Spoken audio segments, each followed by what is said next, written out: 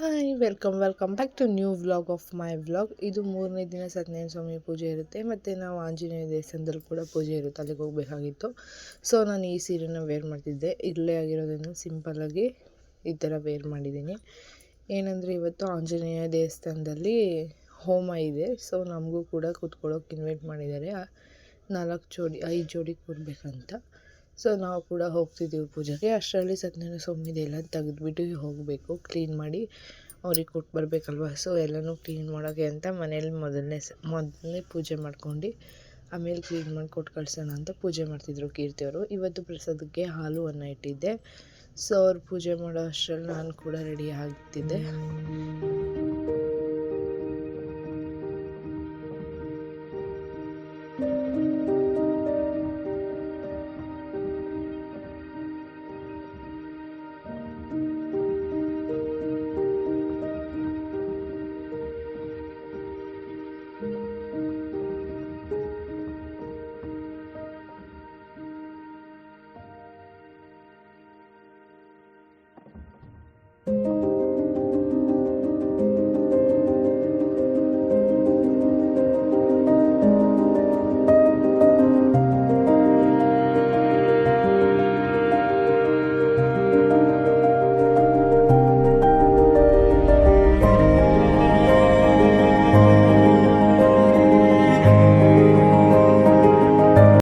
ಮನೆಯಲ್ಲಿ ಪೂಜೆ ಎಲ್ಲ ಮುಗಿಸ್ಕೊಂಡು ಆಂಜನೇಯ ದೇವಸ್ಥಾನಕ್ಕೆ ಬಂದ್ವಿ. ಮೊದಲನೇದಾಗಿ ನವಗ್ರಹ ಹೋಮಗಳನ್ನ ಮಾಡಿಸಿದ್ರು. ಆನಂತರ ಆಂಜನೇಯ ದೇವರಿಗೆ ಅಭಿಷೇಕ ಮಾಡಿಸಿದ್ರು.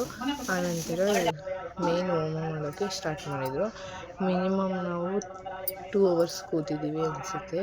ಹೋಮ ಸ್ಟಾರ್ಟ್ ಮಾಡಿ 12ಇಂದ 2:30ವರೆಗೂ ಮಾಡಿದ್ದಾರೆ. ನೆಕ್ಸ್ಟ್ ಪೂಜೆ ಎಲ್ಲ ಮುಗಿಸ್ಕೊಂಡು ನೋಡಿ ಯಾವ ಥರ ಹೋಮ ಎಲ್ಲ ಮಾಡಿದ್ವಿ ಅಂತ.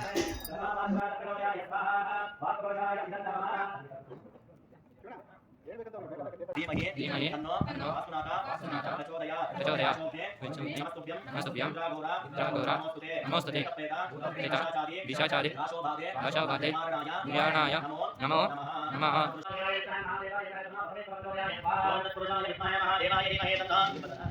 वयोश्वर स्वामी प्रचोदयाय स्वाहा वयोश्वर प्रचोदयाय स्वाहा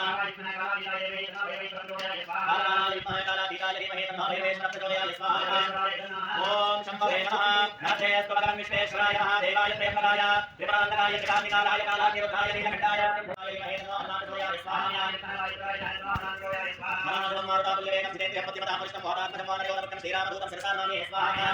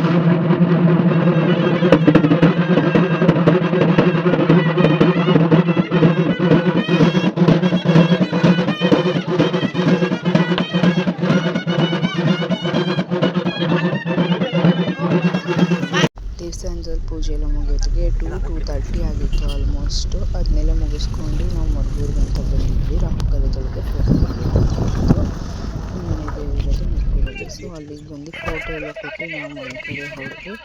ಮನೆಗೆ ಹೋದ ತಕ್ಷಣ ನಮ್ಮ ಅತ್ತೆ ಫಸ್ಟು ಒಂದು ವಡ ಕಾಫಿ ಕೊಟ್ಟರು. ಟೈಮ್ ಆಗಿತ್ತು. ಕಾಫಿ ಕುಟ್ಕೊಂಡು ಅಡಿಕೆ ಎಲ್ಲ ಸುಳಿತಿದ್ರು. ಅದು ನೋಡ್ಕೊಂಡು ಮಲ್ಕೊಂಡ್ವಿ. Good night.